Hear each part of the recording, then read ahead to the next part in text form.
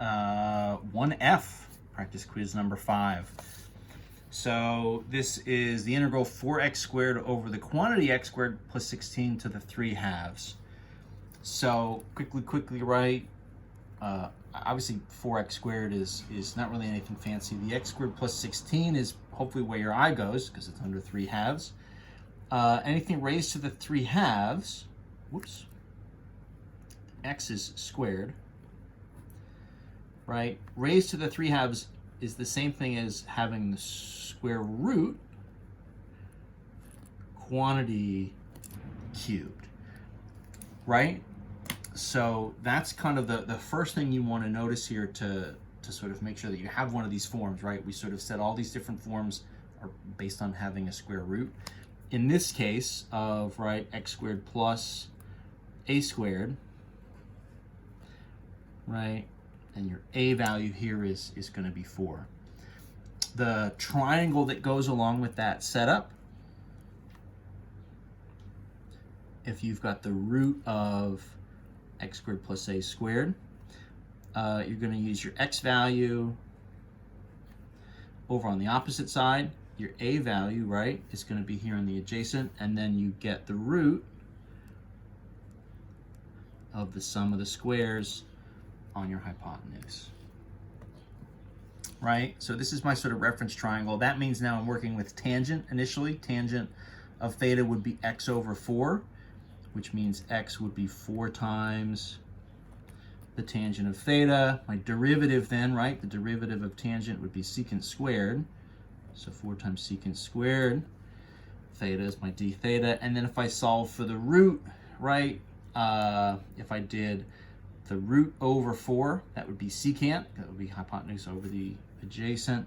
So that means the root by itself, x squared plus 16, is 4 times a single secant of theta. So those are going to be my subs, kind of 1, 2, 3. So x, dx, and the root. All that stuff's going to go in here. There's also kind of this bonus 4 on top. Normally I would say let's bring it out front. But I guess we got all these other 4s. So maybe let's leave it in play and we'll just sort of see where all these 4s end up. So my x is tangent theta. So that'll be 4 times tangent theta quantity squared over, right? So this means square root cubed, 3 halves. So my root, right, is 4 times secant. So that's the root, and then that guy is cubed. And then my dx is 4 times secant squared.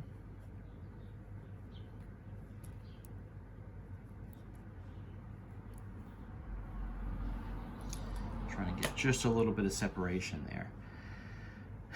All right, let's try to clean up just everything that's happening here. This would be what? 1, 2, 3, 4 4s up top, 1, 2, 3 4s on the bottom. So 3 of those will kind of cancel out in pairs. I guess you could think of 1, 1, 2, 3, and 1, 2, 3, and maybe this 4 is left over, or maybe it's the 4 from the very beginning. Who's to say? Let's just kind of rewrite. So then this is what? Tangent squared on top, secant squared, and then the bottom is secant cubed. D theta. So what's going to happen here? 2 of these secants would cancel, and then it'd have tangent squared kind of left over. So 4, so what's this going to be? Tangent squared theta over a single secant, d theta.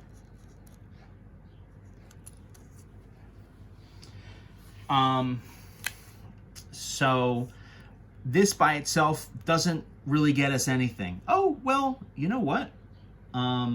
I say that, and that's not entirely true. So what I was going to say is maybe let's try doing the trick where we convert everything into sines and cosines. But, right, we have one of our identities, right? We have a way to get from tangent squared to secant squared. So maybe let's use, right, tan squared of theta should be the same thing as secant squared theta minus 1. What if I use that up top?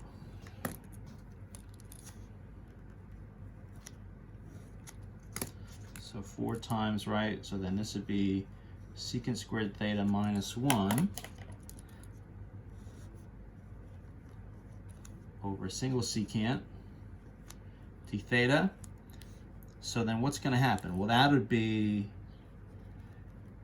secant squared, right, if we break it apart, minus 1 over secant theta. And what's going to happen here is these guys will sort of either cancel out or transition. So secant squared over secant would just be 1 secant, right? So this is 4, 1 secant theta, 1 over secant, right? Secant and cosine are reciprocals. So if I've got 1 over secant, what that really means is I have a cosine. So that's going to be minus cosine theta.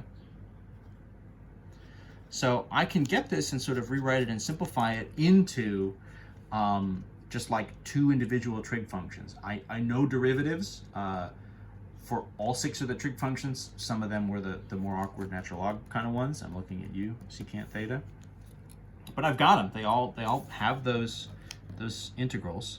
So this would be 4 times, right, natural log of secant theta plus tangent theta, right? That was our antiderivative for secant, minus the antiderivative for cosine would just be sine. So minus sine theta, so that whole thing plus big C.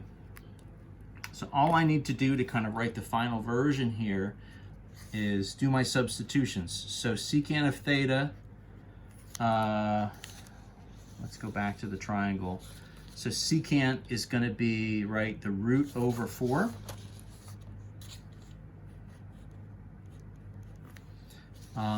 Tangent would be x over 4. And then the sine would be what? X over the root.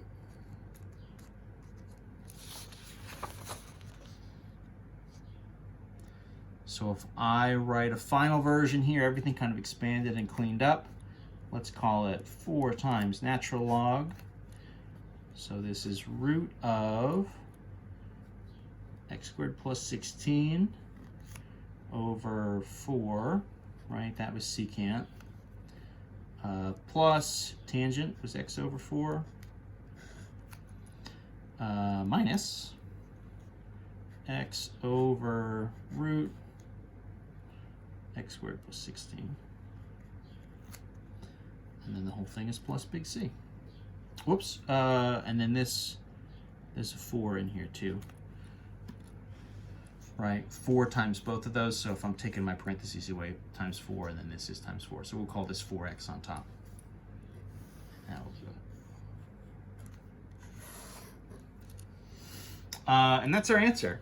I would say, you know, back here, gosh, I guess we did it before. Let me just do it just for kicks, I guess. Let me sort of make sure if we do tangent squared over secant and we convert it to sines and cosines, we're going to end up in the same spot. Just to show you another strategy. So this is 1f. So alternate from the integral, once you have it cleaned up, tangent squared theta over secant theta d theta. So the other version here is so tangent theta is sine over cosine, and 1 over secant would be the same thing as cosine. So what you would do here is you would say, okay, so then this is really like tangent squared would be sine squared over cosine squared. And then the secant on the bottom is the same thing as getting a cosine up in your numerator, right? Up here. So then if you start to cancel, you know, cosine for cosine, so then this is like sine squared theta over single cosine d theta. And this is interesting because at that point, then you're looking to sort of do a Pythagorean kind of expansion anyway. You're looking to say sine squared would be 1 minus cosine squared, right? Over cosine theta, d theta. So then that's going to be 4 1 over cosine, which is your secant, minus cosine squared theta over cosine, right? That's just going to be a regular cosine. So you're still going to end up integral 4 times the integral, right? Secant theta minus cosine theta, right? Same as before. So 2 different strategies there, but they both kind of get you to the same spot. They get you to the same integral. So either one of those works. It's totally fine. It's, you know, at that stage, it's really just whichever kind of comes more naturally to you, whichever kind of setup you prefer. They both work, so they're both legit. So feel free, pick whichever one you like. We'll do one more here for problem 1G, and then that should do it.